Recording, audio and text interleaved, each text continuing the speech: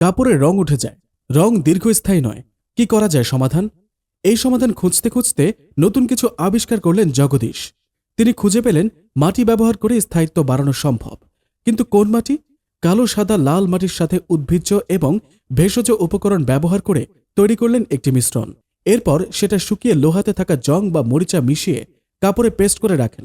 নির্দিষ্ট সময় পর কাপড় ধুয়ে নিলে মাটি উঠে যায় আর জং বা মরিচের দাগটা কাপড়ে থেকে যায়। এতে কাপড়ের নকশা তৈরি হয়। ভেজিটেবল সিদ্ধ করলে ওখান থেকে একটা রস বের হয়, কষ বের হয়। সেই কষটাকেই আমরা কাপড়ে ভিজিয়ে বা সিদ্ধ করলে ওই কাপড়টাতে রংটা লাগে। যেহেতু আমি ওই যে চারুকলা থেকেই পাশ করা, যখন ওখান থেকে লেখাপড়া করতাম তখন আমরা আমাদের ওখানে কেমিক্যাল শেখানো হয়, কেমিক্যাল দিয়ে রং শেখানো হয় আর কি। ইউনিভার্সিটি স্টাডি অবস্থায় কনসেপ্টটা ছিল যে এই ভিন্ন ধর্মী কাজ করার চিন্তা থেকেই যে ভিন্ন ধর্মী এমন একটা কাজ করতে হবে যেটা আমাদের শরীরের জন্য, পরিবেশের জন্য উপকারী।